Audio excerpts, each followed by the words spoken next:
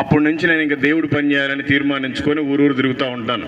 ఇప్పటి వరకు ప్రకాశం జిల్లా అంతా తిరిగాను. ఇప్పుడు నెల్లూరు జిల్లాలో కూడా వచ్చింది. దేశమంతా కారులో 2 సార్లు తిరిగి వచ్చాను. ఎందుకంటే నేను బ్రతికున్నానంటే క్రీస్తు కోసమే. ఎందుకంటే నా సొంతం కోసం అయితే నేను ఎప్పుడు చచ్చిపోయేవాడిని. కాబట్టి ప్రభు నన్ను రక్షించాడు, ప్రభు నన్ను బ్రతికించాడు కనుక ప్రభు పని చేయడానికి మేము ఊరూరు తిరుగుతూ ఉంటాం. కాబట్టి ఈరోజు దానిలో భాగంగా మీ ఊరికి వచ్చాం. అయితే మీరంతా ఆల్రెడీ క్రైస్తవులే, కాకపోతే మళ్ళీ ఇంకొకసారి వినండి, మరి మీరు ఎలా ఉన్నారు ఏంటి అనేది అర్థమవుతుంది. వాక్యమే చెప్తాను మీకు, అంతా పెట్టకథలు ఏం చెప్పం, అసలు బయట విషయాలు అసలు ఏం చెప్పం. వాక్యం ఏం చెప్తుందో దేవుని వాక్యం అదే మాట్లాడుకుందాం కాసేపు. బైబిల్ గ్రంథం ఈ విధంగా సెలవిస్తుంది. అపోస్తల కార్యములు 10వ అధ్యాయం 36వ వచనం. యేసుక్రీస్తు అందరికీ ప్రభు. ఎవరికి ప్రభు అండి? అందరికీ ప్రభు. నీది ఏ కులమైనా యేసుక్రీస్తే నీకు దేవుడు. నీది ఏ ప్రాంతమైనా యేసుక్రీస్తే నీకు దేవుడు.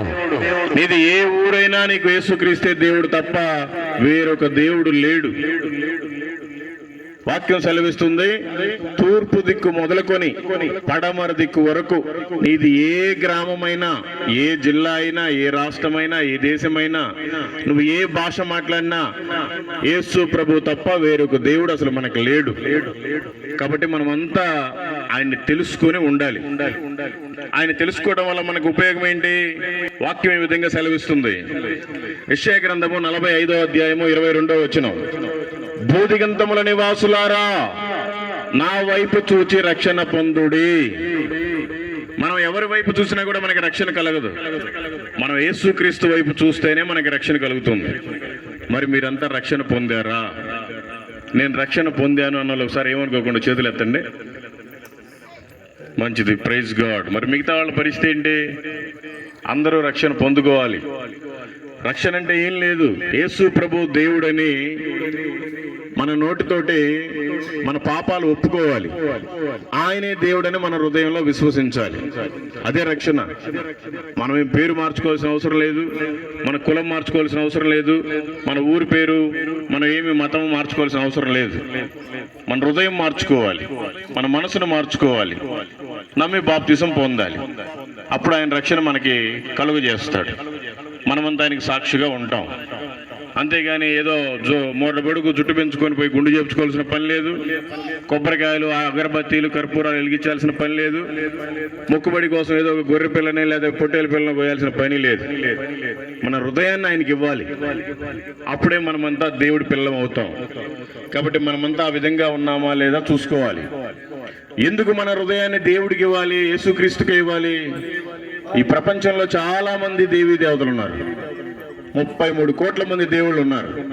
వాళ్ళందరికి కాకుండా ఆయన అంటున్నాడు, నా వైపే చూసి మీరు రక్షణ పొందమంటున్నాడు. ఎందుకు? వాక్యం ఈ విధంగా సెలవిస్తుంది. యోహాను సువార్త 14వ అధ్యాయము 6వ వచనం. నేనే మార్గమును, నేనే సత్యమును, నేనే జీవమును, నా ద్వారా తప్ప ఎవడను తండ్రి యొద్దకు చేరడని చెప్తున్నారు. కాబట్టి యేసుక్రీస్తే మనకు మార్గము, యేసుక్రీస్తే మనకు సత్యము, యేసుక్రీస్తే మనకు జీవము. కనుక ఆయన వైపు చూచి మనం రక్షణ పొందాలి. ఏదో రక్షణ పొందకుండా నేను కూడా చర్చి పక్కనే ఉంటున్నాను, మా ఇల్లు కూడా ఈ లైన్లోనే ఉంది, మా వాళ్ళంతా ప్రార్థనకి వెళ్తాను, నేను వెళ్ళకపోయినా పర్వాలేదు అంటే మీరంతా భక్తులు కాదు. తెలుసుకోకపోతే చాలా కష్టం. లోకం ఎలా ఉందంటే ఎప్పుడు మిరింగుదామా అని చూస్తున్నాడు సాతానుగాడు. కాబట్టి దేవుడే మన కోసం ఈ లోకంలోకి వచ్చాడు. ఎందు నిమిత్తం వచ్చాడు? 1 తిమోతికి రాసిన పత్రిక 1వ అధ్యాయం 15వ వచనం ఈ విధంగా సెలవిస్తుంది. పాపులను రక్షించుటకు క్రీస్తు యేసు లోకమునకు వచ్చెను. ఆయన మంచి పరిశుద్ధుల కోసం రాలేదు, మంచి ఐశ్వర్యవంతుల కోసం రాలేదు, మంచి మాటకారుల కోసం రాలేదు. ఆయన పాపులని రక్షించడానికే ఈ లోకానికి వచ్చాడంట. మరి అందరూ అనుకుంటా ఉంటారు, నేనేం పాపం చేయట్లేదు, నా పని నేను చేసుకుంటున్నాను, నా కుటుంబాన్ని నేను పోషించుకుంటున్నాను, నేను మంచిగానే ఉన్నాను అనుకుంటున్నాడు. కానీ వాక్యం ఈ విధంగా సెలవిస్తుంది. రోమీయులకు రాసిన పత్రిక 3వ అధ్యాయం 23వ వచనం. ఏ భేదమునో లేదు, అందరూ పాపము చేసి దేవుడు అనుగ్రహించు మహిమను పొందలేకపోతున్నారు. మానవుడు పుడతానే పాపి, తల్లి గర్భంలో నుండి బయటికి వచ్చినప్పుడే పాపి. ఆ పాపాలు పోవాలని లోకంలో ఉండే వాళ్ళంతా రకరకాల మొక్కుబడులు చేసుకుంటున్నారు. సంవత్సరం రాగానే వెంట్రుకలు తీసుకుంటారు, సంవత్సరం రాగానే పొంగలు పెట్టుకుంటారు, సంవత్సరం రాగానే పొట్టేలు పిల్లలు వస్తారు. మా మొక్కు అయిపోయింది అని అనుకుంటున్నారు. వాటి వల్ల మన పాపం పోదు. మన పాపము పోవాలి అంటే ఒక పరిశుద్ధమైన రక్తం చిందించబడాలి.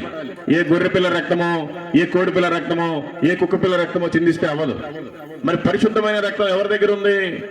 దేవాది దేవుడైన యేసయ్య దగ్గరే ఉంది. ఆయనే మనల్ని ప్రేమించి ఈ లోకంలో ఆయన మానవ రూపంలో పుట్టి మన కోసమే 33.5 సంవత్సరాలు జీవించి, మన కోసమే దెబ్బలు తిని, మన కోసమే ఈడ్చబడి, మన కోసమే ఉమ్మించుకొని, మన కోసమే చివరికి ప్రాణం పెట్టాడు. ఆయన ప్రాణం పెట్టాడు కనుకనే మనం బ్రతుకుతున్నాం. కాబట్టి మనమంతా రక్షణలో ఉండాలి. రక్షణ ఎవరికి ఇస్తాడు ఆయన? ఎవరికి పెడితే వాళ్ళకి ఇవ్వడం. ఎవరైతే రక్షణ కావాలి అని కోరుకుంటారో వాళ్ళకే రక్షణ ఇస్తాడు. వాక్యం ఈ విధంగా సెలవిస్తుంది. కీర్తన గ్రంథము 12వ కీర్తన 5వ వచనం, రక్షణను కోరుకుని వారికి నేను రక్షణ కలుగు చేసేదను అని యెహోవా సెలవిచ్చుచున్నాడు. ఈరోజు రక్షణ ఎవరు కోరుకుంటున్నారు? నాకు మంచి అందమైన భార్య కావాలని కోరుకుంటున్నారు, నాకు మంచి వ్యాపారం చేసే భర్త కావాలని కోరుకుంటున్నారు, నాకు మంచి ఉద్యోగం చేసే భర్త కావాలని కోరుకుంటున్నారు, నాకు మంచి అందమైన పిల్లలు పుట్టాలని కోరుకుంటున్నారు, నాకు మంచి ఇల్లు కావాలి, కారు కావాలి, బండి కావాలి, పొలం కావాలి అని కోరుకుంటున్నారు. కానీ నాకు రక్షణ కావాలి అని కోరుకోవట్లా. అలా కోరుకోకపోతే మీ ప్రయాణం నరకమే. నరకం ఎవరి కోసం? వేరే వాళ్ళ కోసం తయారు చేయాల. ఎవరైతే రక్షణ కోరుకోవట్లేదో, ఎవరైతే రక్షణలో లేరో వాళ్ళ కోసం మాత్రమే నరకం తయారు చేయబడింది. కాబట్టి మీరంతా రక్షణలో ఉండాలనేది దేవుని ప్రేమ, దేవుని పిలుపు. వాక్యం ఈ విధంగా సెలవిస్తుంది. 1 యోహాను 1వ అధ్యాయం 7వ వచనం, యేసు రక్తము ప్రతి పాపము నుండి మనలను పవిత్రులుగా చేయును. దేవుని వాక్యం ఈ విధంగా కేకలు పెడుతుంది. యేసు రక్తంలోనే మన పాపాలన్నీ పోతాయి, ప్రతి పాపాన్ని ఆయన కడిగి పరిశుద్ధపరుస్తాడు అని. కానీ మానవులు ఏమనుకుంటున్నారంటే, పర్లేదులే, మేము బ్రతికిన కాడికి చాలులే, మాకు ఈ జీవితమే చాలులే, మేమేమి పాపం చేయట్లేదు అనుకుని పాపంలోనే జీవిస్తున్నారు. పాపంలో జీవిస్తే ఏమవుతుంది? దేవుని వాక్యం ఈ విధంగా సెలవిస్తుంది. రోమిలికి రాసిన పత్రిక 6వ అధ్యాయం 23వ వచనం, ఏలయనగా పాపము వలన వచ్చు జీతం మరణము. మనం కనుక పాపాన్ని విడిచిపెట్టి పరిశుద్ధతలోనికి రాకపోతే మన ప్రయాణం మరణం అంట. మరణం అంటే అక్కడ ఏముంటది మీకు తెలుసు, భయంకరమైన నరకం, అగ్ని ఆరదు, పురుగు చావదు. కాబట్టి మనమంతా పాపాన్ని వదిలిపెట్టాలి. ఎందుకంటే దేవుడు మనం పాపులమై ఉండగానే మన కోసం ఆయన భూమి ఎందుకు వచ్చాడు? ఎందుకు వచ్చాడు? వాక్యం ఈ విధంగా సెలవిస్తుంది. రోమిలికి రాసిన పత్రిక 5వ అధ్యాయము 8వ వచనం, అయితే దేవుడు మన ఎడల తన ప్రేమను వెల్లడిపరుచున్నాడు. ఎట్లనగా మనం ఇంకనూ పాపులమై ఉండగానే క్రీస్తు మన కొరకు చనిపోయెను. ఏమంటే ఎవరికైనా ఒక 2 లక్షలు అప్పు ఉంటే మళ్ళా ఇంకొక 1 లక్ష అప్పు కావాలంటే ఎవరైనా ఇస్తారా? ఎవరు? అయ్యో, ఎందుకంటే వాడు ఇవ్వలేడు, ఆల్రెడీ ఊరంతా అప్పులు చేసుకున్నాడు, వాడు ఏమైపోతే మనకెందుకు లేని మనుషులు అయితే సర్దుకుంటారు. దేవుడంట మనం పాపులమై ఉండగానే, ఆయనకి తెలుసు మనం పాపులమని, అయినా వచ్చి ఆయన ప్రాణం పెట్టాడు. ఎందుకు? మనమంతా పాపాన్ని వదిలిపెట్టి పరిశుద్ధతలోనికి రావడానికి. కాబట్టి మనమంతా కూడా పరిశుద్ధతలోనికి రావాలి. రోమిలికి రాసిన పత్రిక 10వ అధ్యాయం 10వ వచనం విధంగా సెలవిస్తుంది, నీతి కలిగినట్లు మనుషుడు హృదయంలో విశ్వసించును, రక్షణ కలుగునట్లు నోటితో ఒప్పుకొనును. దేవుడు నీ ఆస్తులు, నీ అంతస్తులు, నీ బంగారం ఏమీ అడగట్లేదు, నీ హృదయాన్ని అడుగుతున్నాడు.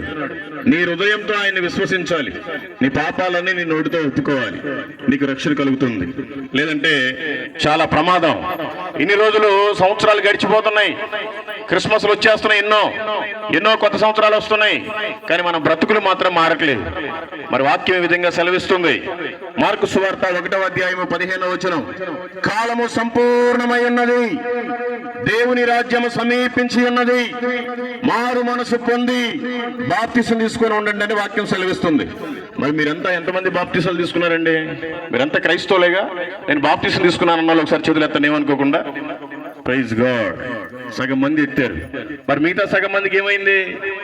యేసు ప్రభు దేవుడని మీకు తెలుసు, బాప్తిసం తీసుకోవడం వల్ల ఏమీ కాదు, ఓన్లీ మీరు మాత్రమే మారుమనసు పొందుతున్నారన్న సంగతి కూడా మీకు తెలుసు.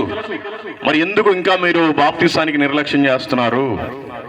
బాప్తిసానికి నిర్లక్ష్యం చేస్తున్నారంటే మీరు ఇంకా దేవుడిని నెట్టివేస్తున్నారు వెనక్కి.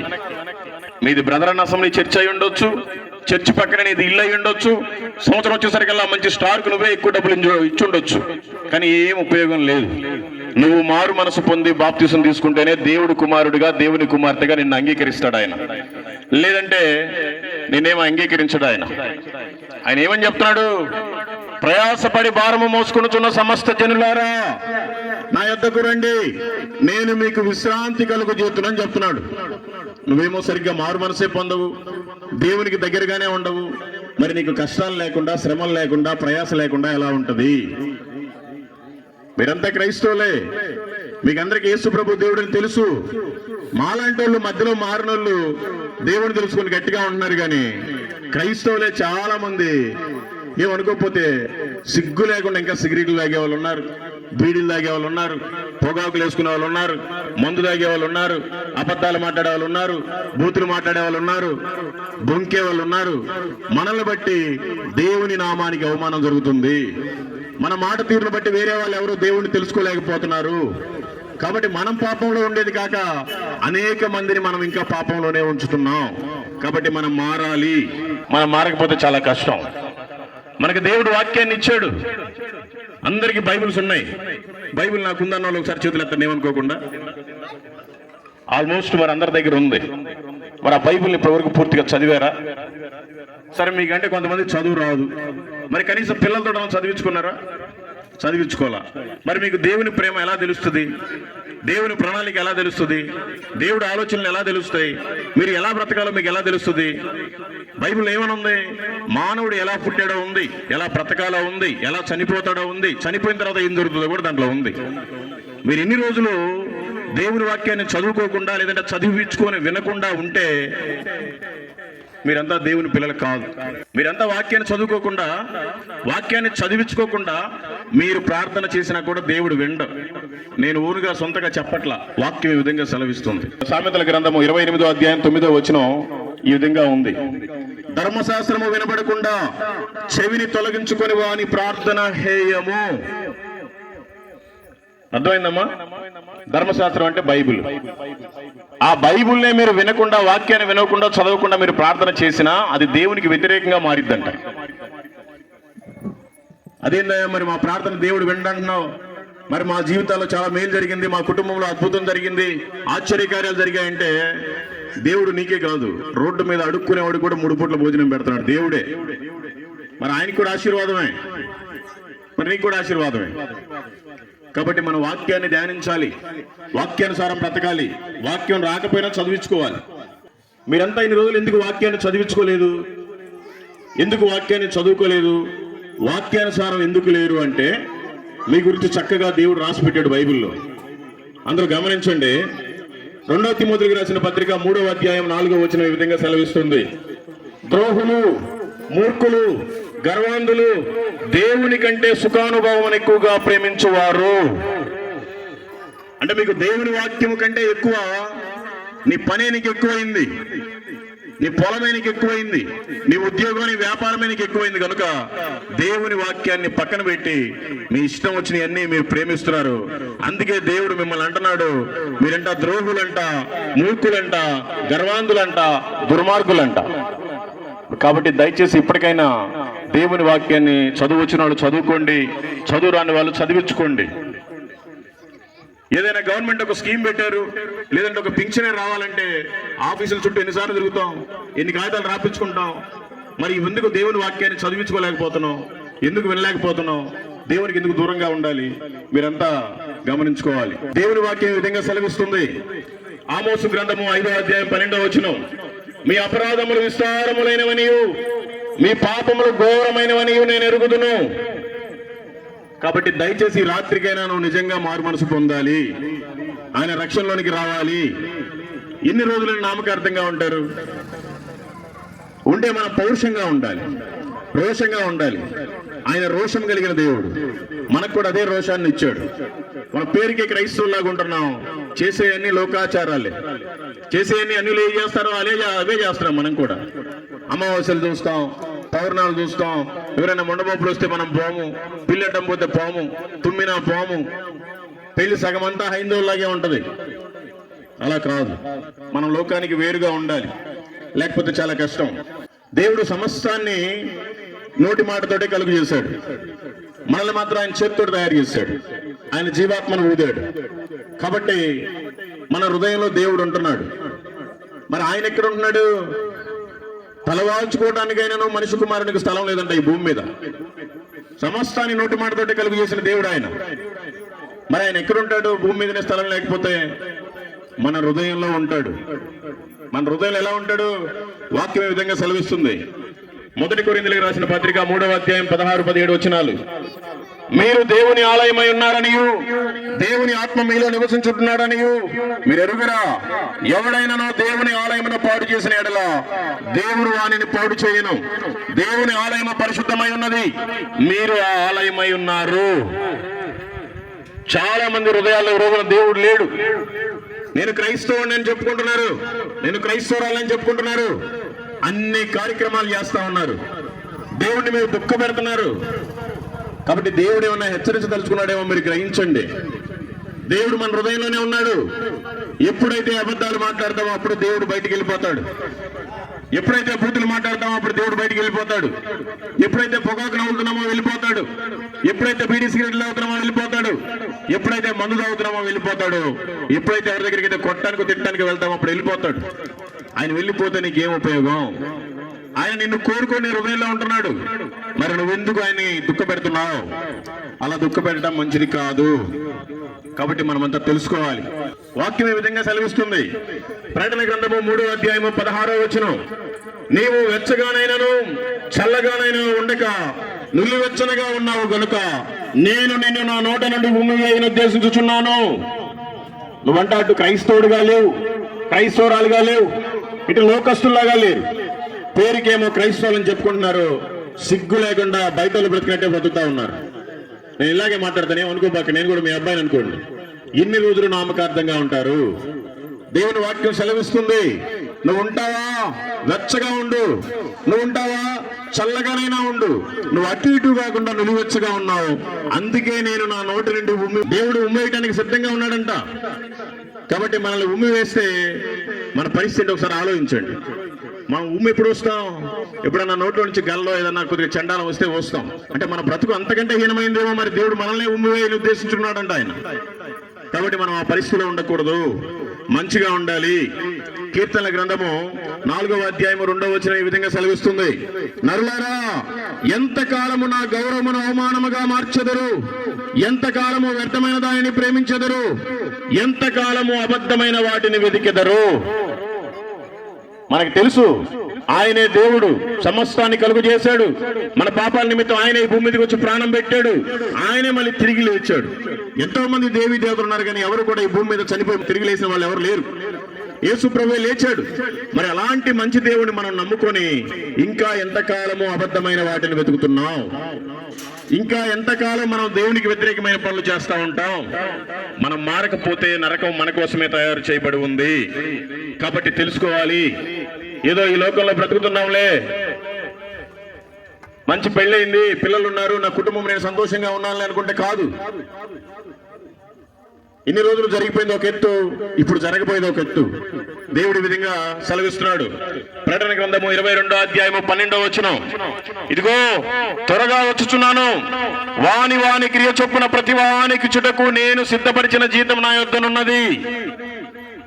మీకు అందరికీ తెలుసా రెండోసారి యేసు ప్రభు రాబోతున్నాడు? తెలుసా అమ్మా అసలు ఎవరికన్నా? మీరు నమ్మరా? తెలిసినట్లేదు మీకు. యేసు ప్రభు ఒకసారి ఈ భూమి మీదకి వచ్చి మనం చేసిన పాపాల నిమిత్తం దెబ్బలు తిని ఏడ్చబడి రక్తం గార్చి శిలువ మీద ప్రాణం పెట్టాడు. ఆయన చనిపోయిన తర్వాత ఆయన తీసుకెళ్లి భూమిలో పాతి పెట్టారు సమాధిలో. తిరిగి 3వ రోజులు లేచాడు. ఆ తర్వాత కొన్ని రోజులు అనేక మంది కనపడ్డాడు, అనేక అద్భుతాలు చేశాడు.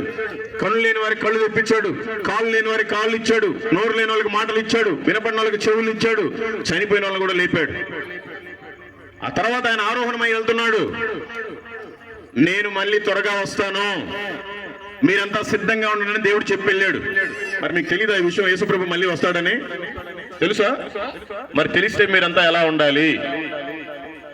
సిద్ధపాటు కలిగి ఉండాలి, లేకపోతే చాలా కష్టం. అంటే ఏంటి? మీరు సర్వలోకములకు వెళ్ళి సర్వ సృష్టికి సువార్తను ప్రకటించమని చెప్పాడు. ఎవరు చెప్పాడు? శిష్యులు కాదు, మనకి అందరికి చెప్పాడు. మరి మీరంతా ఎంతమందికి యేసు ప్రభు గురించి చెప్పారు? చెప్పకపోతే మీరంతా క్రైస్తవులు ఎలా అవుతారు? మీ పనులు మీరు చేసుకొని 3 పూట్ల తిని తెల్లారి బాత్రూమ్కి వెళ్ళి పడుకుంటే ఉపయోగం ఏముంది? నువ్వు ఎన్ని ఆస్తులు సంపాదించుకుంటే, ఎన్ని ఇల్లు నీకుంటే ఏముంది? ఎంత పేరు నీకుంటే ఏముంది? దేవుని కోసం నువ్వేమైనా చేసావా? నీ కోసం ఆయన ప్రాణమే పెట్టాడు. మరి నువ్వేం చేసావు? ఆలోచించుకోవాలి, లేకపోతే చాలా కష్టం. ఫిలిప్పీయులకు రాసిన పత్రిక 2వ అధ్యాయం 21వ వచనం ఈ విధంగా సెలవిస్తుంది: అందరూ తమ సొంత కార్యములనే చూసుకొనుచున్నారు గాని యేసుక్రీస్తు కార్యములను చూడరు. ఎందుకు చూడరు? మీకోసం ఆయన దెబ్బలు తిన్నాడు, హింసపడ్డాడు, ప్రాణమే పెట్టాడు. నువ్వు మాత్రం నాకేమీ తెలియదు అన్నట్టుగా తెల్లారు లేవగానే నీ పనికి నువ్వే వెళ్తావు. మరి ఆయన వచ్చి నీ పని చేశాడే, నీ పాపాల నుండి నిన్ను తప్పించి, నీ శాపం నుండి నిన్ను విడిపించి, నిన్ను దేవుడి కుమారుడిగా దేవుడి కుమార్తెగా అంగీకరించి ఆయన వెళ్ళాడే. మరి నువ్వేం చేస్తున్నావు ఆయన కోసం? నీ వల్ల ఆయనకు ఉపయోగం ఏంటి? గ్రహించకపోతే చాలా కష్టం. మన పనులు మనం చేసుకోవడం కాదు, దేవుడి పని కూడా చెయ్యాలి. దేవుడి పని అంటే ఏంటి? ఏం చేయాలి? నాలాగేమి మీరంతా ఇల్లు వాకిలి ఊరిని కుటుంబాన్ని వదిలేసి దేశమంతా తిరగమని కాదు. కనీసం మీరు వెళ్ళే పని దగ్గర మీ పక్కన ఎవరుంటారో వాళ్ళకి దేవుని గురించి చెప్పాలి. నీ జీవితంలో ఏదో ఒక మేలు చేశాడుగా, నీ జీవితంలో చాలా అద్భుతాలు ఆశ్చర్యకరాలు చేస్తుంటాడు కదా దేవుడు. నీ సాక్ష్యమే ఒక సువార్త రూపంలో చెప్పాలి. అది చెప్పాలి అంటే నిన్ను వలె నీ పొరుగు వారిని ప్రేమించాలి. ఎందుకు వారిని ప్రేమించాలి? యూదా పత్రిక 1వ అధ్యాయం 23వ వచనం ఈ విధంగా సెలవిస్తుంది: ఈ లోకం అనే అగ్నిలో ఎంతో మంది కాలిపోతున్నారు, అగ్నిలో నుండి లాగినట్టుగా కొందరినైనా లాగి రక్షించుడని వాక్యం సెలవిస్తుంది. కాబట్టి ఈ లోకపు వ్యసనాల్లో ఎంతో మంది త్రాగుబోతులుగా, వ్యభిచారులుగా, దొంగలుగా, దుర్మార్గులుగా ఉంటున్నారు. వారందరికీ మనమే దేవుని గురించి చెప్పి బయటికి లాగాలి.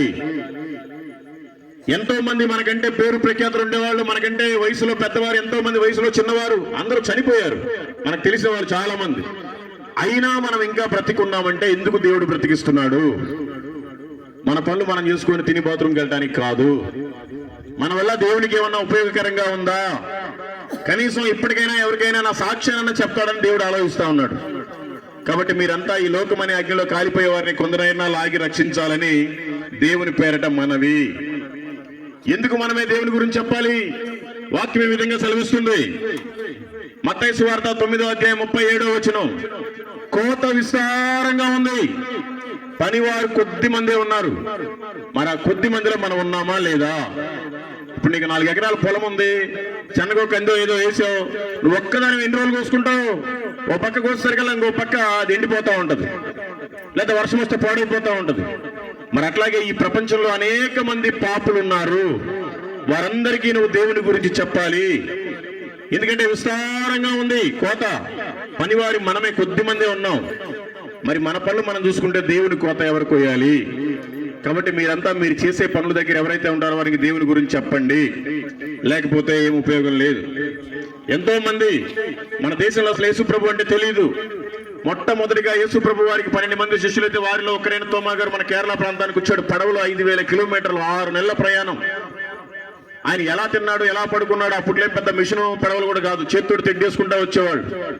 ఆయన కేరళ ప్రాంతానికి వచ్చి యేసు ప్రభు నిజమైన దేవుడు, మీరంతా నమ్ముకోండి లేకపోతే భయంకరమైన నరకం ఉందని ఆయన చెప్తే మనకి యేసు ప్రభు దేవుడు ఉన్నాడని సంగతి తెలిసింది. ఆయన వస్తే ఆయన అన్ని చోట్ల 8 ప్రాంతాల్లో ఆయన మందిరాలు కట్టాడు. చివరికి చెన్నై ప్రాంతాల్లో వస్తే ఆయన్ని పొడిచి చంపేశారు మనోళ్ళని. ఆయన అయిపోయిన తర్వాత ఇంకెక్కడి నుంచో అమెరికా నుంచి బాప్టిస్ట్ వాళ్ళు పంపిస్తే ఒంగోలు ప్రాంతానికి వాళ్ళు కూడా సేవ చేసి చనిపోయారు. ఎక్కడి నుంచో ఆస్ట్రేలియా నుంచి ఒకరిని గ్రామ్ స్టైన్స్ అని ఒక ఆయన ఒరిస్సాని పంపిస్తే 2 పిల్లల్ని తండ్రిని కారులో పెట్టి ఒరిగడ్డేసి కాలు పెట్టేశారు సువార్త చెప్పడానికి వచ్చిన వాళ్ళని. ఆయన ఇంగ్లాండ్ నుంచి ఇంకొక ఆయన విలియం కేరీ అని ఆయన వచ్చాడు కలకత్తా ప్రాంతానికి. ఆయన పడవలో ఎంతో కష్టపడి వచ్చాడు.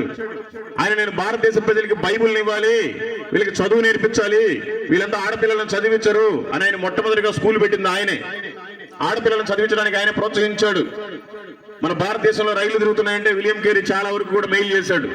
ఆయన 16 భాషలు నేర్చుకొని వాళ్ళంతా ఇంకో 44 భాషలు మొత్తం కలిపి బైబుల్ని నేను తయారు చేసి అందరికి ప్రతి మనిషికి ఇవ్వాలి భారతదేశంలో ఆయన తయారు చేస్తే సగం చేసేసరికల్లా భార్య చనిపోయింది.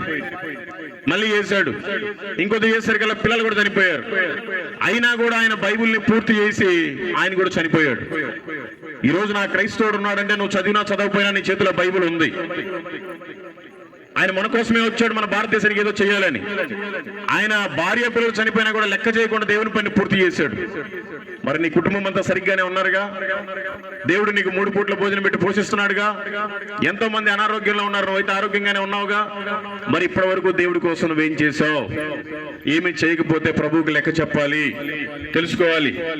యేసు ప్రభు వారు రెండోసారి వస్తారు. ఆయన దొంగలాగా వస్తాడు, ఒక మెరుపులాగా వస్తాడు, రెప్పపాటులా వస్తాడు. వాక్యం సెలవిస్తుంది, భార్యాభర్తలు ఇద్దరుంటే ఒక్కరే ఎత్తబడతారంట, అన్నదమ్ములు ఇద్దరుంటే ఒక్కరే ఎత్తబడతారంట, అక్క చెల్లెలు ఇద్దరుంటే ఒక్కరే ఎత్తబడతారంట. మరి మిగతా వాళ్ళంతా మిగిలిపోతారు. మిగిలిపోతే భయంకరమైన శ్రమలు, భయంకరమైన అవస్థలు. వెళ్ళిపోతే 7 సంవత్సరాల విందుంది ప్రభుత్వ పాటు మధ్యాకాశంలో. మరి మిగిలిపోతే మహాశ్రమలు ఉన్నాయి. మనకు ఓటర్ ఐడి కార్డు ఉంటుంది, ఓటు వేయనివ్వరు. ఆధార్ కార్డు ఉంటుంది, అది ఎందుకు పనికిరాదు. మన బ్యాంకులో డబ్బులు ఉంటాయి, అవి కూడా తీసుకోవడానికి కుదరదు. క్రైస్తవుని అలా చిత్రహింసలు పెట్టే ప్రభుత్వం ఇప్పటికే ఆల్రెడీ ఉంది, మీకు తెలుసు. ఇక్కడంటే మనం ఏదో స్వచ్ఛంగా వచ్చి ఆదివారం రోజు మన దేవుడికి మనం ప్రార్థన చేసుకుని ఇక్కడ పాటలు పాడుకొని చప్పట్లు కొట్టుకుంటున్నాం. ఆ బయట రాష్ట్రాల్లో యేసు ప్రభు దేవుడు అని ఎవరైనా నోరెత్తితే 10 సంవత్సరాలు జైలు శిక్ష, 7 లక్షల రూపాయలు జరిమానా. ఆ ఉత్తరప్రదేశ్, బీహారు అటువైపు అంతా. కాబట్టి అలాంటి చీకటి రోజులు మనం రాకముందే మనం కలిగిన దాన్ని గట్టిగా పట్టుకొని అనేక మందికి మాదిరికరంగా ఉండాలి. ఈ 7 సంవత్సరాల విందు అయిపోయిన తర్వాత మళ్ళీ యేసు ప్రభు వారి భూమి మీదకి వస్తారు. తెలుసా మీకు? యేసు ప్రభు వారు ఒకసారి చనిపోయి వెళ్ళిపోయారు కదా, ఆయన మళ్ళీ భూమి మీదకి రాడు, మధ్యాకాశంలోకి వస్తాడు. అప్పుడు కొంతమంది మనం రెప్పపాట్లో ఎగిరి వెళ్ళిపోవాలి పైకి. అప్పుడు 7 సంవత్సరాల విందు ఉంది. ఇక్కడ మిగిలిపోయిన వాళ్ళందరికీ శ్రమలు ఉంటాయి. ఆ 7 సంవత్సరాల విందు అయిపోయిన తర్వాత అప్పుడు ఆయన భూమి మీదకి వస్తాడు. ఈ భూమి మీదకి వచ్చి మనకి చంద్రబాబు నాయుడు, పవన్ కళ్యాణ్, జగన్మోహన్ రెడ్డి, మోడీ ఎట్లయితే పరిపాలించాడో ఆయన కూడా ఈ భూమిని పరిపాలిస్తాడు. ఎన్ని రోజులు? 5 సంవత్సరాలు కాదు, 1000 సంవత్సరాలు. నేను సొంతంగా చెప్పట్లా, బైబిల్లో ఉంది, ప్రకటన గ్రంథంలో. మీకు చదివితే మీకు అర్థం అవుతుంది. 1000 సంవత్సరాలు ఆయనే మనకు ముఖ్యమంత్రి, 1000 సంవత్సరాలు ఆయనే మనకు ప్రధానమంత్రి, 1000 సంవత్సరాలు ఆయనే మనకు రాజు, 1000 సంవత్సరాలు ఆయనే మనకు దేవుడు ఈ భూమి మీద. ఈ 1000 సంవత్సరాలు అయిపోయిన తర్వాత ఆ సాతాన్ గాడిని అగ్నిగంధకాలతో కాల్చివేసి మనుషులందరిని తీసుకొని పరలోకపు దగ్గరలోకి తీసుకెళ్తాడు. పరలోకం తీసుకెళ్ళడు, పరలోకపు దగ్గరలోకి తీసుకెళ్తాడు. సింహాసనం వేసుకుని కూర్చుంటాడు. దాని పేరే ధవళ సింహాసనం. నీ పేరు ఆధార్ కార్డులో ఉంటే ఏదన్నా ఎక్కడికైనా వెళ్ళడానికి నీకు చెల్లుబాటు అవుతుంది. ఓటర్ ఐడి కార్డులో నీ పేరు కానీ ఉంటే నీకు ఓటు వేయడానికి అర్హుడివి. జీవ గ్రంథం అని ఒకటి ఉంటుంది. ఆ జీవ గ్రంథంలో నీ పేరు ఉంటేనే నీకు పరలోకం, లేదంటే భయంకరమైన నరకం. అదే తీర్పు దినం. దాని పేరే ధవళ సింహాసనం అంటారు. తండ్రి అయిన దేవుడు కూర్చొని ఉంటాడు. తండ్రి అయిన దేవుడు కుడిపార్శ్వం మీద యేసు ప్రభు వారు కూర్చొని ఉంటాడు. రే పలానా అక్కని తీసుకురండి రా, అక్కడ నుంచో పెట్టనంటే దేవదూతలు 2 వచ్చి తీసుకొని వస్తారు. ఏమ్మా, నీకోసం నా కుమారుని భూమి మీదకి పంపించాను. నీ పాపాల నిమిత్తమే దెబ్బలు తిన్నాడు, నీ పాపాల నిమిత్తమే ఏడ్చబడ్డాడు, నీ పాపాల నిమిత్తమే కొట్టించుకున్నాడు, తిట్టించుకున్నాడు, ఆఖరికి ప్రాణమే పెట్టాడు. మరి నువ్వు నా కోసం ఏం చేశావు అని అడుగుతాడు. నువ్వు ఆ రోజు లెక్క చెప్పాలి. అయ్యా, నా కుటుంబాన్ని పోషించుకోవడానికి నాకు సరిపోయింది, నాకు కుదరలేదు నీ పని చేయడానికి, నన్ను క్షమించమంటే ఆయన అప్పుడు క్షమించడు. అప్పుడు నరకం ఓపెన్ అవుతూ నేను తీసుకెళ్ళిపోయి వేస్తాడు. ఇది వాస్తవం. మనం దేవుని కోసం బ్రతకాలి, దేవుని పని చేస్తూ బ్రతకాలి. అలానే మన కుటుంబాన్ని అంతా వదిలేసేయమని కాదు. మన కుటుంబాన్ని పోషించుకుంటూనే, మన పనులు మనం చూసుకుంటూనే దేవుడి పని కూడా చెయ్యాలి. అంతేగాని అయ్యా నేను రాలేకపోయాను, నేను చేయలేకపోయాను, నాకేం పెద్ద అలవాటు లేవు, ఒక పొగాకు ఉండేది, నాకు బీడీ ఉండేది, సిగరెట్ ఉండేది, ఇది ఒక్కటే ప్రభా నేను అన్నింటిలో బాగానే ఉంటానంటే కుదరదు. ఇప్పటిదాకా చచ్చిపోయిన వాళ్ళంతా పరలోకం ఎవరు వెళ్ళా, అందరూ పరదేశంలోనే ఉన్నారు. పాపం చేసిన వాళ్ళంతా, ఇప్పటివరకు వెళ్ళిన వాళ్ళంతా ఎవరు నరకానికి వెళ్ళా, వాళ్ళంతా పాతాళంలో ఉన్నారు. ఆయన వచ్చి వెళ్ళిన తర్వాత ఆ తీర్పు దినంలో అందరినీ లెక్కలడిగా తర్వాత పంపిస్తాడు పరలోకానికి ఎవరినైనా, నరకానికి ఎవరినైనా. కాబట్టి మనకు అవకాశం ఉన్నప్పుడే మనం అంతా మారాలి, అనేక మందికి మాదిరికరంగా ఉండాలి, లేకపోతే చాలా కష్టం. తెలుసుకోండి, ఏదో ఉంటున్నామంటే ఉపయోగం ఏమీ లేదు. యేసుప్రభు వారు ఏమని చెప్పారు? మత్తయి సువార్త 9:6-19-20 వచనాలు, భూమి మీద మీ కొరకు ధనమును కూర్చుకొనవద్దు, ఇక్కడ చిమ్మెటయు తుప్పును తినివేయును, దొంగలు కన్నము వేసి దొంగిలిదరు, పరలోకమందు మీ కొరకు ధనమును కూర్చుకొనుడి, అతడ చిమ్మెట అయినను తుప్పైనను దాన్ని తినివేయదు, దొంగలు కన్నము వేసి దాన్ని దొంగిలరు. యేసుప్రభు వారు ఏమంటున్నారంటే, ఈ భూమి మీద మీరు ఏం సంపాదించుకున్నా అవన్నీ మీరు ఇక్కడ వదిలిపెట్టి వెళ్ళిపోవాలి. అది అయిపోనివ్వండి, చెప్తాను.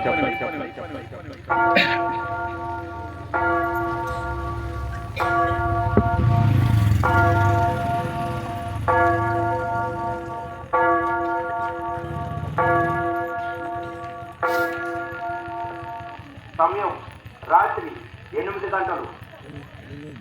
సమస్త జ్ఞానములకు మించిన దేవుని సమాధానము యేసుక్రీస్తు వలన మీ హృదయములకును మీ తలంపులకును కావలి ఉంటుంది. ఫిలిప్పీ 4:7. ఆయన మీ జీతగాడు కాబట్టి మీకు కాపలా ఉంటాడు. మీరు మాత్రం మీ పనులు మీరు చేసుకోండి. అన్ని మంచి ఆశీర్వాదపు వచ్చిన మాత్రం అక్కడ ఫీడ్ చేసి పెట్టుకుంటారు. ఒక్కటి హెచ్చరిక ఉండదు, గద్దింపు ఉండదు. అవన్నీ అంతే, ఇలా తయారు చేసిన వాళ్ళు కూడా అంతే. సరే, మంచిది. దేవుడు ఈ భూమి మీద నీ కొరకు ధనమును సమకూర్చుకోవద్దు, పరలోకంలో సమకూర్చుకోమని చెప్తున్నాడు. మీరు అనుకోవచ్చు, అయ్యా మరి ఇక్కడ సమకూర్చుకుంటే మేము ఏమన్నా పొలం కొనుక్కుంటాం, ఈ స్థలం కొనుక్కుంటాం అని. మరి పరలోకంలో ఏం కొనుక్కుంటాం అంటే, పరలోకంలో కూడా స్థలమే ఉంది. పరలోకంలో మనకి స్థలం ఉండాలంటే ఇక్కడ ఆయన పని చేయాలి. అక్కడ సంపాదించుకోవడానికి ఏం లేదు, ఇక్కడ సంపాదించుకుని అది తీసుకొని పోవాలి. అదంటే డబ్బులు కాదు, ఆత్మీయత. యేసు ప్రభు వారు 33.5 సంవత్సరాలు బ్రతికాడు ఈ భూమి మీద. ఆయన ఇంక రేపు పొద్దున సిలువైపోతున్నారు. ముందే చెప్పాడు, అరే బాబు రేపు నన్ను సిలువైపోతున్నారు, మీరంతా జాగ్రత్తగా ఉండండి. పాపం శిష్యులందరికీ 12 మందికి ఆయన చెప్తా ఉన్నాడు. వీళ్ళు అడుగుతున్నారు, ప్రభు ఇన్ని రోజులు నువ్వు మాతో పాటే తిన్నావు, మాతో పాటే పడుకున్నావు, మేము కూడా నీతో పాటు వచ్చాము, అనేక సువార్తలు చేశాం, అనేక అద్భుతాలు చేసావు, నువ్వు ఇప్పుడు మమ్మల్ని వదిలిపెట్టి వెళ్ళిపోతున్నావా, ఎక్కడికి వెళ్తున్నావయ్యా అని అడుగుతున్నారు. వీళ్ళంతా దేవుడిని అడుగుతున్నారు, ప్రభువుని శిష్యులు. ఆయన ఏమంటున్నాడో వాక్యంలో రాసి పెట్టాడు. 14వ అధ్యాయము 2, 3, 4 వచనాలు. నా తండ్రి ఇంట అనేక నివాసములు కలవు, లేని ఎడల నేను మీతో చెప్పుదును, మీకు స్థలము సిద్ధపరచవలుచున్నాను. నేను వెళ్ళి మీకు స్థలము సిద్ధపరిచిన ఎడల నేనుండు స్థలములో మీరును ఉండులాగున మరలా వచ్చి నా యొద్ద నుండుటకు మిమ్మల్ని తీసుకుని పోవుదును. నేను వెళ్ళుచున్న స్థలమునకు మార్గము మీకు తెలియనని చెప్పాను. యేసుప్రభు వారే చెప్తున్నారు, ఒరే పిచ్చోళ్ళారా, నేను ఎందుకు మిమ్మల్ని ధనాన్ని అక్కడ సమకూర్చుకోమంటున్నానంటే, ఇక్కడ మీకు స్థలం ఉన్నా లేకపోయినా అది మీతో పాటు రాదు. అక్కడ స్థలం ఉంది, నేను సిద్ధపరచడానికి వెళ్తున్నాను, మీకు కూడా అక్కడ స్థలం ఉంది, మీరంతా నేను చెప్పిన పని చేయమని చెప్పి వెళ్ళిపోయాడు. మరి మీకు పరలోకంలో స్థలం ఉందా? ఇక్కడ నీకు ఎన్ని ఎకరాలున్నా, నీకెంత పెద్ద ఇల్లున్నా, ఊర్లో నీకెంత మంచి పేరున్నా, నీతో పాటు నువ్వు కట్టుకున్న చీరైనా వస్తుందా? నీతో పాటు నువ్వు వేసుకున్న చొక్కా అయినా వస్తుందా? ఇక్కడ వదిలిపెట్టి వెళ్ళేదానికి ఎందుకు ఇంత ప్రయాసపడుతున్నారు? ఇక్కడ కన్ను మూస్తే అక్కడ కన్ను తెరవాలి. మీ వాళ్ళంతా ఏం చేస్తారు? ఎవరన్నా చనిపోతే మనోళ్ళే, రే శవం అవసరం వస్తుంది, ముందు బయట పెట్టండి, పెట్టిస్తారు. చుట్టాలందరికీ కబురు పెడతారు, ఫోన్ చేసి అందరు రమ్మంటారు. వాళ్ళు కూడా పాపం సస్తా బతుకుతా ఏడ్చుకుంటా వస్తారు. ఏం చేస్తారు? వచ్చి ఏడుస్తారు, తీసుకెళ్ళిపోతారు, పాతి పెడతారు. మామూలుగా లోకస్తులకైతే 3వ రోజు 5వ రోజు చిన్న దినం, 11వ రోజు 15వ రోజు పెద్ద దినం చేస్తారు. ఆ దినానికల్లా ఒక ఫోటోని రెడీ చేస్తారు. సంవత్సరానికి ఒకసారి తుడుచుకోవటం, దండేసుకోవటమే. దేవుడు మనల్ని ఒక ఫోటోలాగా తయారు చేయలే, ఆయన కుమారుడిగా, ఆయన కుమార్తెగా తయారు చేశాడు. కాబట్టి మనమంతా ఆయన కుమారుడిగా, కుమార్తెగా ఉండాలి. అంటే ఎలా ఉండాలి? నామకార్థంగా ఉండకూడదు. దేవుడు 6 రోజులు కష్టపడి నీ పని చేసుకోమని చెప్పాడు. మరి 7వ రోజు అయినా నువ్వు ఆయన మందిరంలో ఉంటున్నావా? చాలా మంది మగోళ్ళు ఆదివారం రోజు ఆ వైన్ షాపుల దగ్గర ఆగుతూ ఉంటారు, తాగుతూ ఉంటారు, సిగరెట్లు తాగుతూ ఉంటారు, మందు తాగుతూ ఉంటారు, గొడవలు పెట్టుకుంటూ ఉంటారు, తాగి వేరే వాడిని గుద్దుతారు. ఎందుకు అట్లా? ఎవరికి లేని ధన్యత మనకి ఇచ్చాడు కదా. ఈ లోకం శాశ్వతం కాదు, ఏ రోజు చివరి రోజు తెలీదు. నిన్న మేము బడుగులేరు ప్రాంతానికి సువార్తగానే వస్తూ ఉన్నాం. వాస్తవానికి ఈ ఊరికే వస్తూ ఉంటే మధ్యలో బడుగులేరు వెళ్దామని ఆలోచన వచ్చి అక్కడికి వెళ్ళాం. వచ్చేటప్పుడు ఆ చల్లగిరిగిలా సూరాపాపిరెడ్డి కాలనీ మధ్యలో, సూరాపాపిరెడ్డి కాలనీ ఐటీసీ బోర్డు ఉంది కదా, పొగాకు బోర్డు, ఆ మధ్యలో ఒక అతను బండి మీద వెళ్తా ఉన్నాడు, కారు కేసు గుద్దేశాడు. స్పాట్ అక్కడే చచ్చిపోయాడు. మేము సువార్తకు వస్తుంటే నేను కళ్ళారా చూసి వచ్చాం. ఆ అబ్బాయికి ఏమైనా తెలుసా నేను చనిపోతానని? కాబట్టి ఏ రోజు చివరి రోజు తెలీదు. మనతో పాటు మన భార్య, మన భర్త, మన పిల్లలు, మన బంధువులు, తల్లిదండ్రులు, అక్క చెల్లెలు, అన్నదమ్ములు ఎవ్వరూ రారు. మనం ఒక్కరమే వెళ్ళాలి. ఇది అద్దె శరీరం. ఈ అద్దె శరీరంలో దేవుని ఆత్మ పెట్టాడు. ఆ ఆత్మ ఈ శరీరాన్ని ఎప్పుడు ఖాళీ చేస్తే అప్పుడు వెళ్ళిపోవాలి. కాబట్టి మనమంతా పవిత్రంగా ఉండాలి. ఈ లోక ఆశల్లో కూరుకుపోకూడదు. ఈ లోక ఆచారాల్లో మనం కూరుకుపోకూడదు. దేవునికి సాక్షిగా ఉండాలి. క్రైస్తవులు అంటే కొద్దిగా గట్స్ కలిగి ఉండాలి. వేరే వాళ్ళకి మాదిరికరంగా ఉండాలి. మన సాక్ష్యాన్ని మనం కాపాడుకోవాలి. మన ఇంట్లో ఇంకెవరైనా చర్చికి రాకుండా తప్పిపోయి ఉన్నారా, వాళ్ళకి మారు మనసు వచ్చేలాగా మనం అంతా ప్రార్థించాలి. వాళ్ళకి పదే పదే చెప్పాలి, బ్రతిమలాడాలి. ఇక్కడ అవకాశం ఉన్నప్పుడే చర్చికి తీసుకొని రావాలి. మీకు అందరికీ తెలుసు, బైబిల్లో ఇద్దరు వ్యక్తులు ఉన్నారు. ఒక దరిద్రుడైన లాజరు, ఒక ధనవంతుడు. ఈ ధనవంతుడు ఏం చేసేవాడు? రోజు తినేవాడు, బాగా తాగుతూ ఉండేవాడు, సుఖిస్తూ ఉండేవాడు. ఆ ధనవంతుడు తిని మిగిలిన రొట్టె ముక్కలు, ఆ ఎముకలు, ఆ అన్నం మెతుకులు వేస్తే దరిద్రుడు పాపం ఏరుకొని తింటా ఉండేవాడు. ఒళ్ళంతా పుండ్లు, కుక్కలు వచ్చి నాకుతా ఉండే ఆయన పుండ్లుని, పురుగులు పట్టి ఉండేవి. అయినా కూడా దేవుడికి నమ్మకంగానే బ్రతికాడు. ఇద్దరు ఒక రోజున పాతి పెట్టబడ్డారు, చనిపోయి. ఈ దరిద్రుడేమో అబ్రహాం రొమ్మున కొనిపోబడ్డాడు. ఈ ధనవంతుడేమో పాతాళంలో యాతన పడుతున్నాడు. అయ్యా తండ్రివైన అబ్రహామా, నేను ఈ పాతాళంలో యాతన పడలేకపోతున్నానయ్యా. ఆ దరిద్రుడైన లాజరుని నా దగ్గరికి పంపిస్తే చిటికిన వేలైనా ఒక్కసారి ముంచి నా నాలుక మీద వేస్తే నేను బ్రతుకుతానయ్యా అని కేకలు పెడుతున్నాడు. అక్కడి నుంచి అబ్రహాం ఏమని చెప్తున్నాడు? కుదరదు. నువ్వు బ్రతికిన రోజులు నీ ఇష్టానుసారం బ్రతికావు, నీ ఇష్టానుసారం తిన్నావు, నీ ఇష్టానుసారం త్రాగావు, నీ ఇష్టానుసారం సుఖించావు, నీ బ్రతుకు అక్కడే కేకలు పెడుతున్నాడు. ఆయన అర్థం చేసుకొని పాపం పాతాళంలో కూడా అంత ఆలోచన వచ్చింది, అంత ప్రేమ పెరిగిపోయింది పాపం ధనవంతుడికి. అయ్యా నేనంటే ఎలా వేతన పడుతున్నాను, నాకు 5 సహోదరులు ఉన్నారు, అన్నదమ్ముళ్ళు. కనీసం ఆ దరిద్రుని ఒక్కసారి ఆ భూమి మీదకైనా పంపించాయా, వాళ్ళకైనా సువార్త చెప్తే వాళ్ళైనా మారు మనసు పొంది రక్షణలోకి వస్తారు అని కేకలు పెడుతున్నాడు. అక్కడి నుంచి మళ్ళీ అబ్రహాం గారు చెప్తున్నారు, కుదరదు.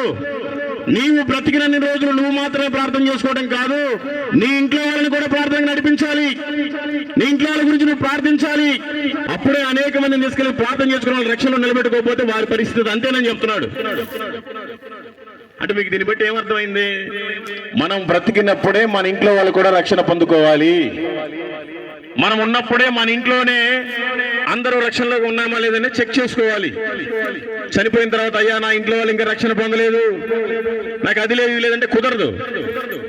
కాబట్టి మీ ఇంట్లో ఎవరైనా రక్షణ పొందకపోతే వాళ్ళ కోసం మీరు ఇప్పుడే బ్రతిమలాడుకొని బుజ్జగించుకొని మందిరాన్ని తీసుకొని రండి.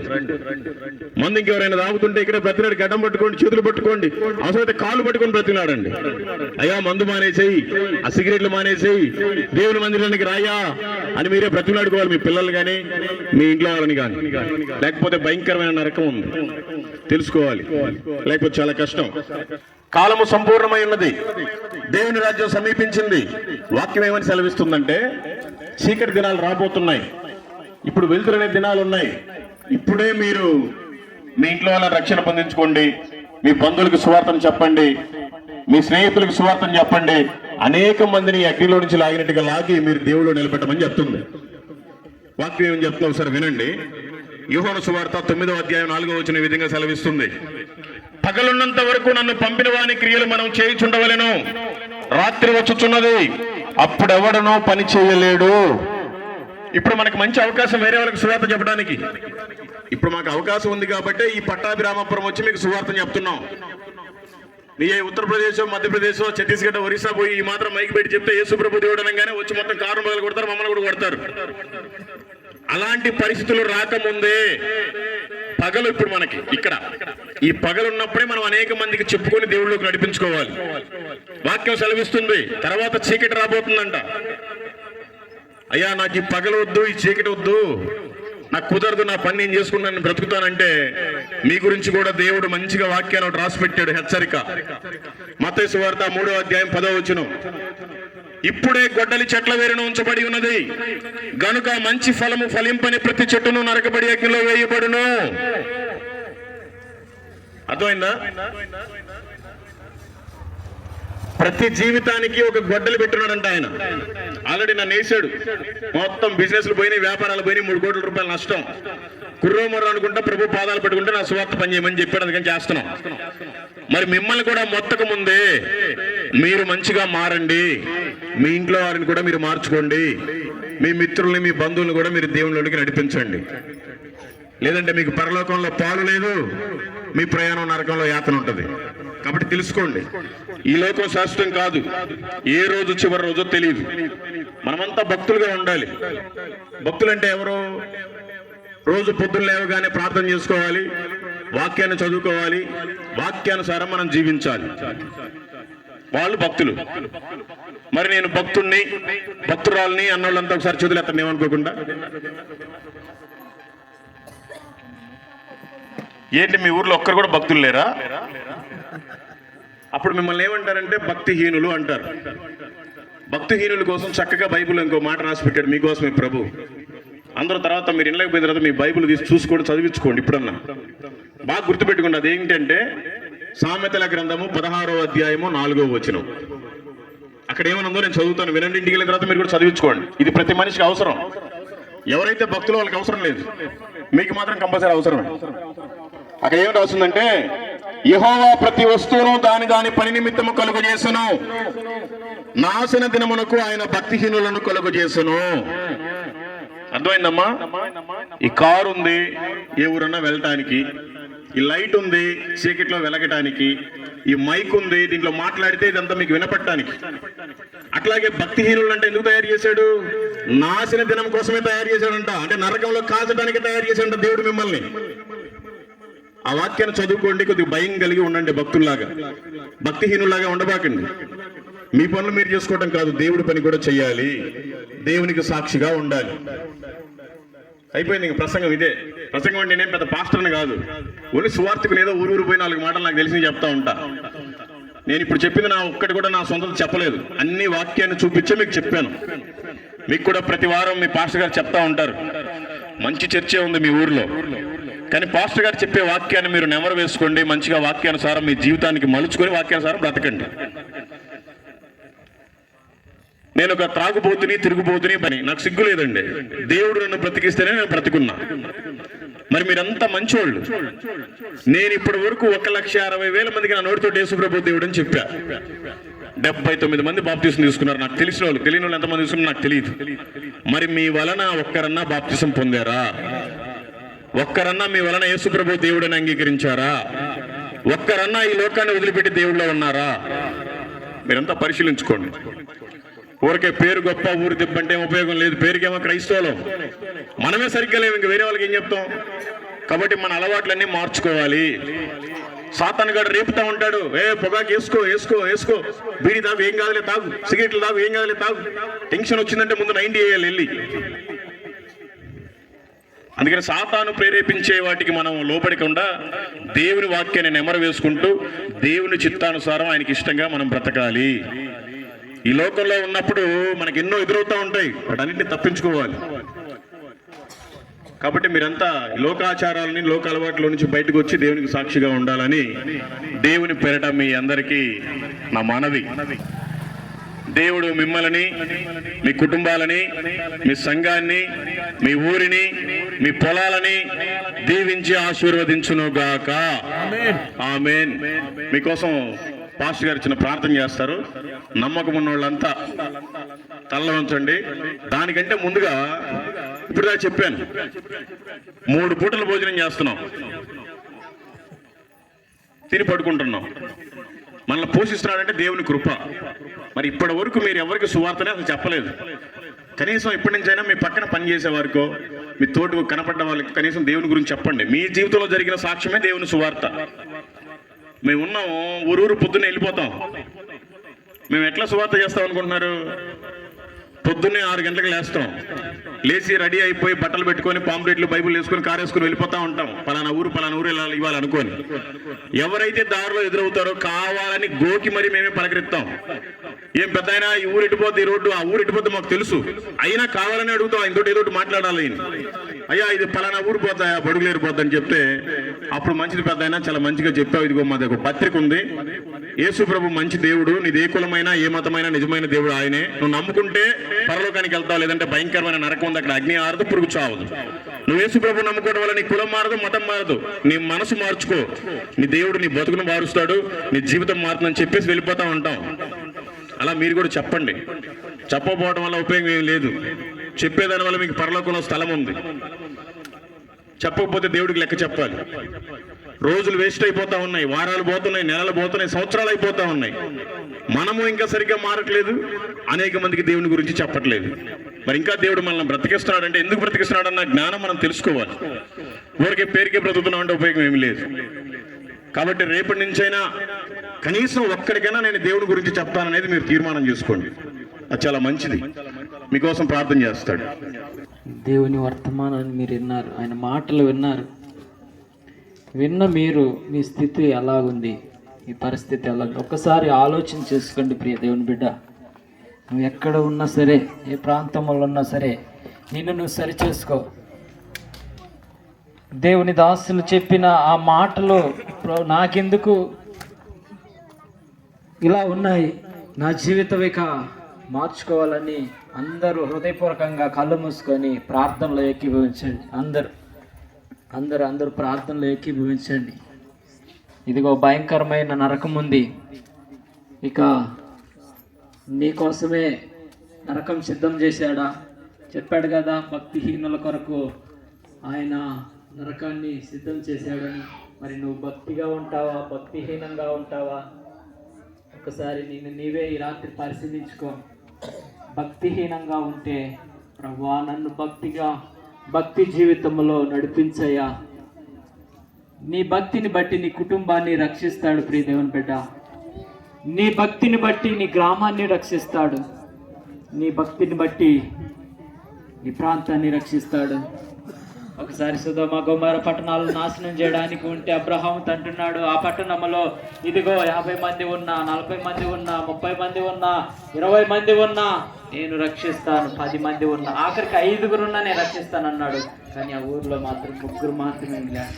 కానీ ఈ ఊర్లో ఎంతమంది ఉన్నారో ఒకసారి ఆలోచన చేసుకుందాం. నీ కుటుంబం మీదకి అలాంటి భయంకరమైన ఉపద్రవం రాకముందే ఈ రాత్రి నిన్ను నువ్వు సరిచేసుకో. ఇంకా ఎంతకాలం ఇలాంటి భక్తిహీనతలో నువ్వు బ్రతుకుతావు? ఏదో మందిరానికి వెళ్తున్నావు, వస్తున్నావు, యథావిధిగా నీ పాత జీవితమే, రాత జీవితమే, ఎప్పుడు ఎక్కడ వేసినా గొంగడు ఎక్కడే ఉన్నట్టుగా నీ బ్రతుకుంటే ఈ రాత్రి దేవుని సేవకులు చెప్పిన ఆ మాట నీ హృదయంలో పెట్టుకో. నువ్వు మారడానికి అవకాశం చేసుకో. ఇదే మిక్కిలి అనుకూలమైన సమయము. నేడే రక్షణ దినము గనుక ఒకవేళ నీ కుటుంబంలో ఇంకా ఎవరైనా మారకపోతే వారిని మార్చడానికి నువ్వు ఒక సాధనములుగా ఉండాలి. ఎందుకంటే ప్రభువుకు లెక్క చెప్పాలి ప్రియ దేవుని బిడ్డ. ఆయన ధవల సింహాసనం మీద కూర్చొని నిన్ను అడుగుతాడు, నువ్వు భూమి మీదకి పోయి ఏం చేశావు?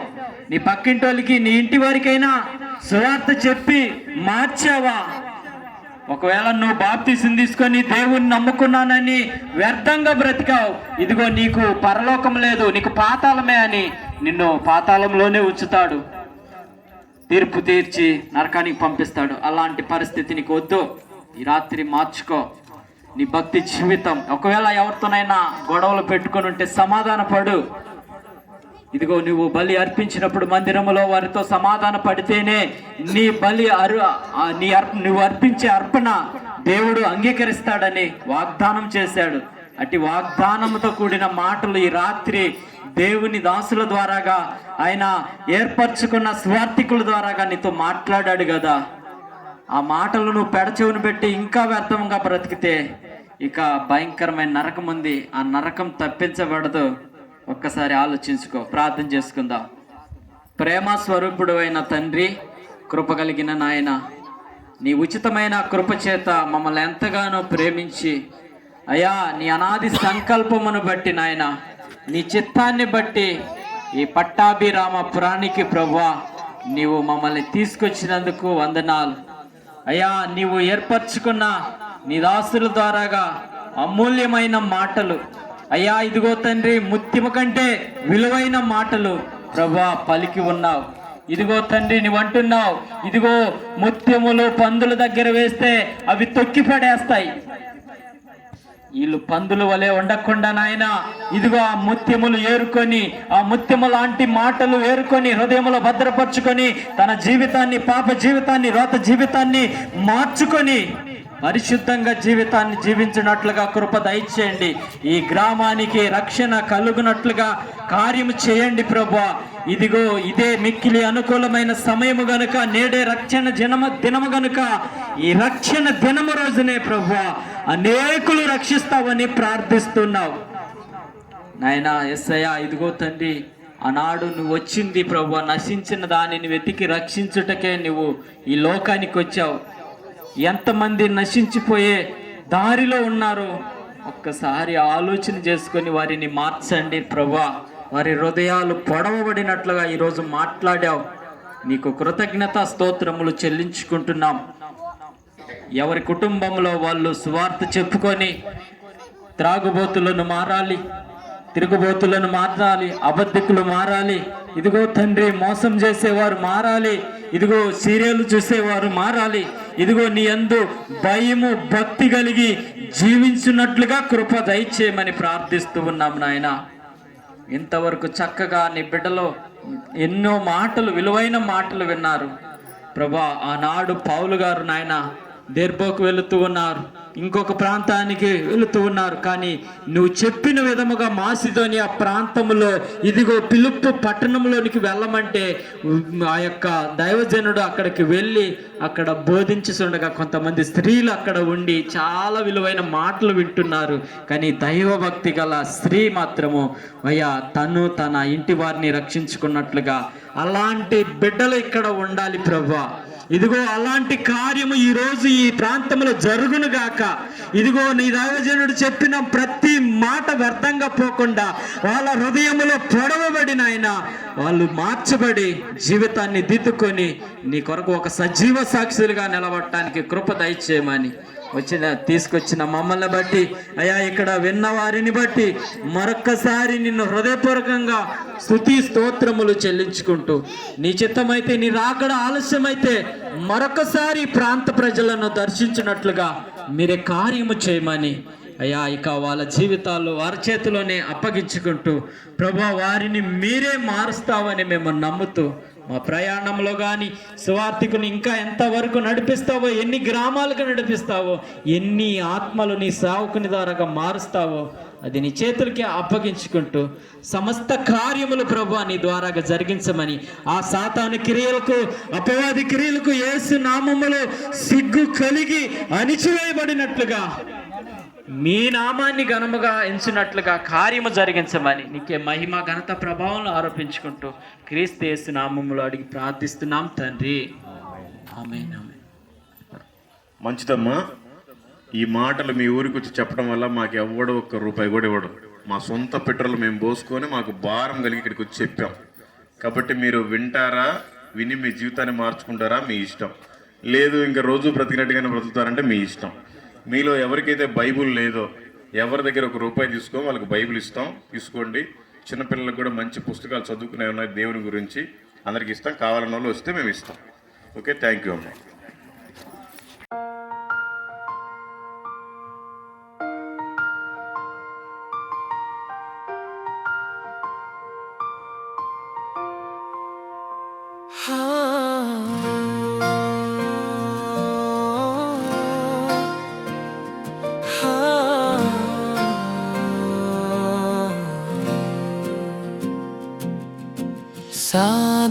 సాధించలేదయ్యా ఏది నీ కొరకు, ప్రయాసపడలేదయ్యా ఏది నీ కొరకు, సాధించలేదయ్యా ఏది నీ కొరకు, ప్రయాసపడలేదయ్యా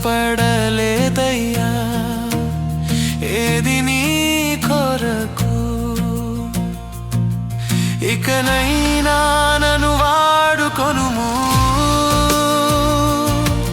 ఇకనైనా నన్ను పరుగెత్తనిమ్ము, నీ సేవకై ఇకనైనా నన్ను వాడుకొనుము, ఇకనైనా నన్ను పరుగెత్తనిమ్ము, నీ సేవకై.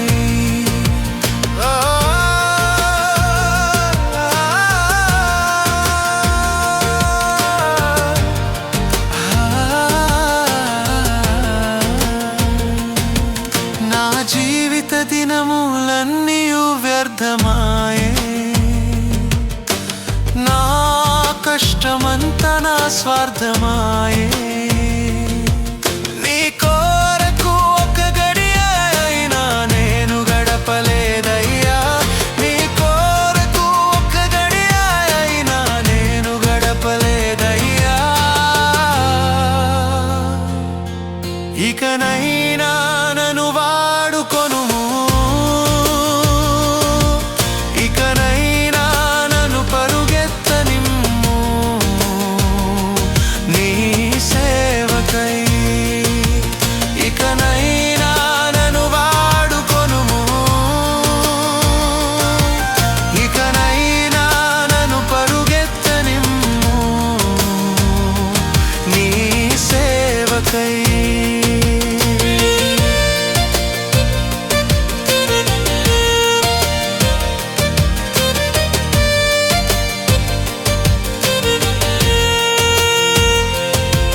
నీ సన్నిధిలో నన్ను నడువనీయుము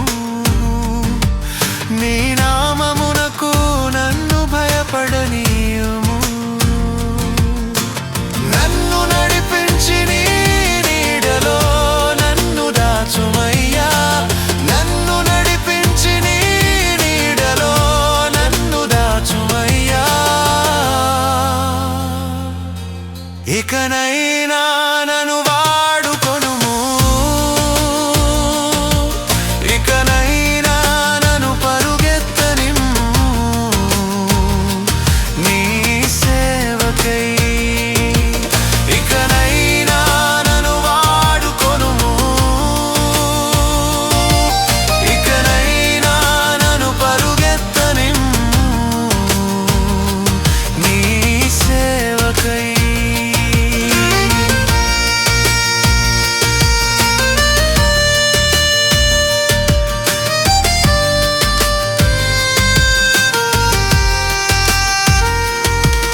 అనుకూల సమయమందు నా మోర ఆలకించుము రక్షణ దినమందు నీ కృపలో నన్ను ఆదుకొనుము నిండు మనస్సుతో నిన్ను అనుసరింపచేయనీయుమయ్యా ఇకనైనా నన్ను వాడుకొనుము ఇకనైనా నన్ను పరుగెత్తనిమ్ము నీ సేవకై ఇకనైనా నన్ను వాడుకొనుము ఇకనైనా నన్ను పరుగెత్తనిమ్ము నీ సేవకై సాధించలేదయ్యా ఏది నీ కొరకు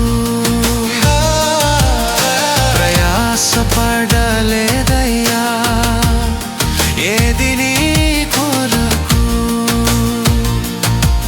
ఇకనైనా నన్ను వాడుకొనుము ఇకనైనా నన్ను పరుగెత్తనిమ్ము నీ సేవకై నీ సేవకై నీ సేవకై నీ సేవకై నీ సేవకై నీ సేవకై నీ సేవకై నీ సేవకై